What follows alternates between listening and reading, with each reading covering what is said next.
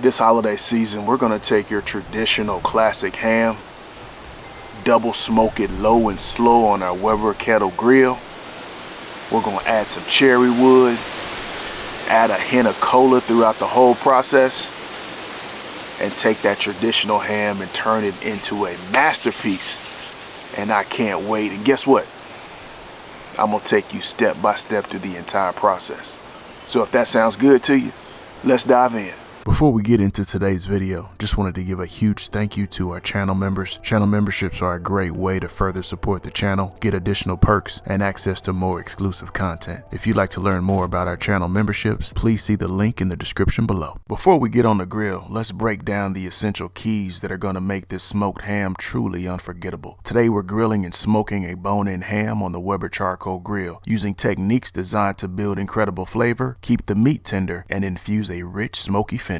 Let's start with our first key. Building flavor layers. Every step of this cook, from the prep to the smoke and even the cola spritz, is meant to add a unique layer of flavor. We'll be adding cherry wood smoke to infuse a subtle fruitiness, and finally, we'll be spritzing with cola throughout the cook to introduce a hint of sweetness and keep the meat moist. By layering these flavors, we're building complexity with each step, so every bite has the perfect balance of smoky, sweet, and savory. Our second key is moisture retention. Ham has a tendency to dry out, especially over long cooks, so keeping it juicy is crucial. We're tackling this with multiple techniques today. Be on the lookout for the specific techniques we use to help ensure our ham retains moisture, giving us that juicy, tender texture we want in every slice. The third key is mastering low and slow smoking. Cooking at a lower temperature, ideally 225 to 275 degrees Fahrenheit, allows the ham to absorb that cherry wood smoke gradually, enhancing the flavor without cooking it too quickly. Be on the lookout today for how we manage our grill to maintain our desired temperature range. So, as we go through today's cook, keep these three keys in mind. I'll be pointing out exactly how each step connects back to these keys, so you'll see firsthand how we apply them to today's grilling session. Now, let's get started. Today we'll be using one chimney starter of lump charcoal. Lump charcoal provides a distinct flavor compared to briquettes, and it should pair perfectly with today's cook. I prefer using a chimney starter to light my charcoal. It's quick, efficient, and eliminates the need for lighter fluid, which I stopped using years ago. If you'd like some tips on how to use a chimney starter, I'll include a card above and a link to a helpful video in the description below.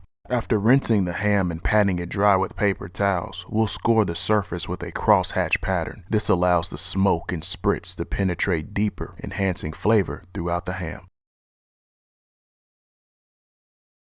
Often you'll see people rub these hams with some type of barbecue seasoning or rub, but we're not doing that today. We're not aiming for a barbecue style ham. Instead, we'll rely on our grilling techniques and processes to elevate the flavor profile of this traditional holiday ham. Now, we're going to let the ham rest at room temperature for about 10 to 15 minutes to take the chill off before cooking. For today's grilling session, we'll be using the indirect method, which is commonly referred to as the two-zone technique. This technique is where you separate your grill into two zones. Zone number 1 is where we'll place our charcoal. Zone number 2 will not have any charcoal. This is where we'll position our food to create that convection oven-like environment that will allow our food to cook more evenly and gives it an opportunity to absorb all that smoky flavor goodness. When you're setting up your grill for the two-zone technique like this, make sure you position your coals to be on the opposite side of your grill's exhaust stack. This is going to force all that smoke and flavor to travel across your food before exiting out the exhaust vent. If you're using a kettle-style grill, you simply turn your lid and position the exhaust vent on your lid to be on the opposite side of the charcoal. After getting our coals on the grill, we're now ready to clean our grates. I'm going to use my grill brush to clean my grates. Make sure you use a quality grill brush. I'll drop a link down in the description below to some brushes I recommend. After each grate is clean, let's apply either some olive oil or non-stick cooking spray to our grill brush so that we can lubricate our grate. For today's grilling session, I'm going with my standard vent configuration. We'll set the bottom intake vents to be wide open, and we'll set the exhaust vent on the lid to be halfway. I've logged hundreds of hours over the years on this 22-inch Weber kettle and have determined this is my ideal vent configuration. If we need to make adjustments to our vents for the sake of temperature, we'll make these adjustments to the exhaust vent. If you need more help with regulating temperature on your charcoal grill, I'll drop a card here to a video for you to check out. Let's go ahead and get our ham on the grill. We're going to place our ham in zone number 2, away from the charcoal and direct heat.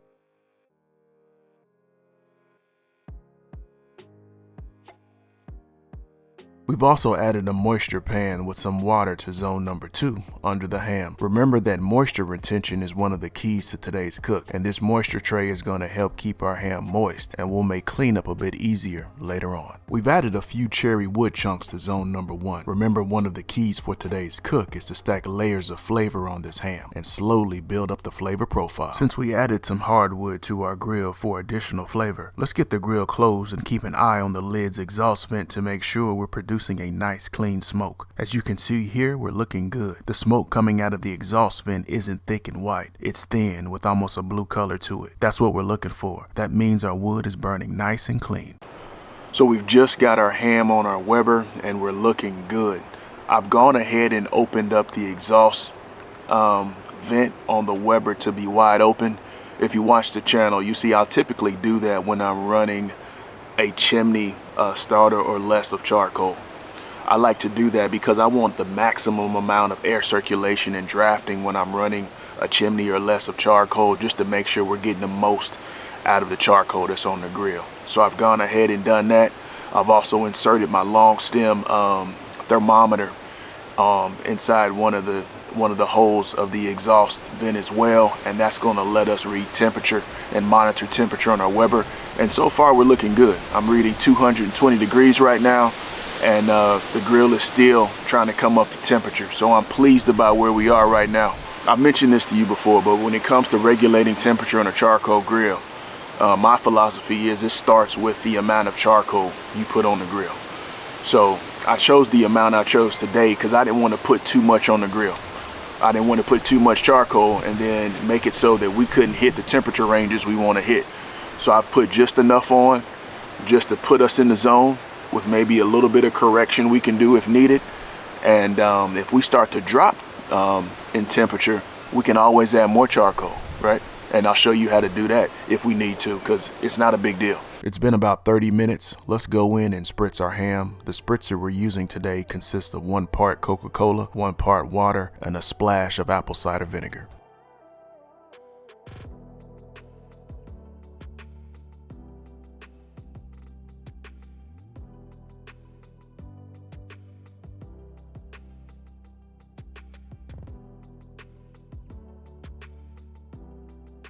It's time for us to go in for another 30-minute spritz. I'm noticing our temperature has dipped just below 200 degrees Fahrenheit. After we get the ham spritz, we'll chat about what our next move is going to be.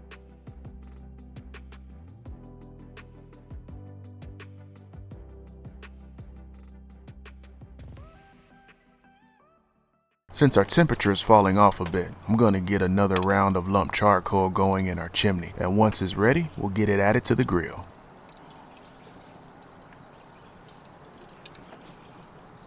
It's been about 10 to 15 minutes and our lump charcoal is ready. Let's go ahead and put these newly lit coals on the grill.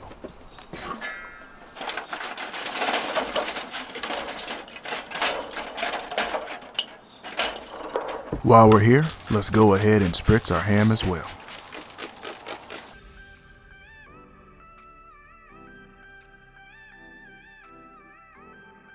After adding that additional charcoal and getting our lid closed, you can see our grill's temperature has gone up to 260 degrees Fahrenheit, putting us right back in our desired temperature zone. Let's go in and check on our ham, and while we're here, let's go ahead and give it a spritz, and let's also get an internal temperature reading. And what I'm noticing now by taking this reading is that the side closest to the fire is the temp is a bit higher on the ham, so let's go ahead and rotate it so it cooks evenly.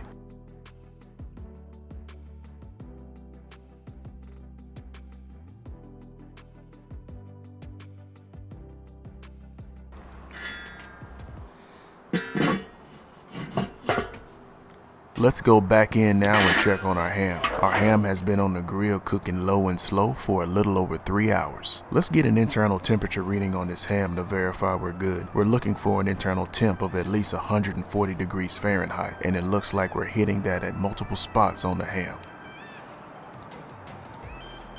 Let's give this ham a final spritz and we'll get it off the grill. We've got our ham resting on the counter now. We'll let it sit for about 10 to 15 minutes to cool down.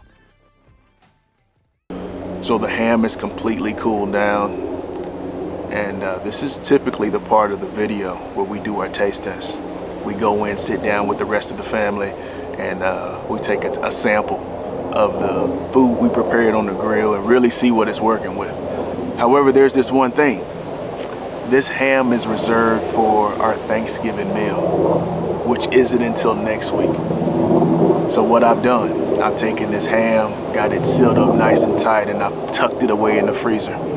So it'll be good and ready for us to pull down next week and add to our Thanksgiving meal. So what that means for you, you're gonna have to come back, right? You're invited to come back and spend Thanksgiving with myself and my family, and it will tickle my heart to have you hang out with us, man, and just be there with us as we celebrate Thanksgiving together. So definitely hit that subscribe button right now if you haven't done so already, and turn on notifications so you'll be notified once that Thanksgiving video comes out, so you get to hang out with the family and we get to dive into this ham, man, and see what it's working with. So thank you all so much for watching. Have an awesome day. We love you. Peace.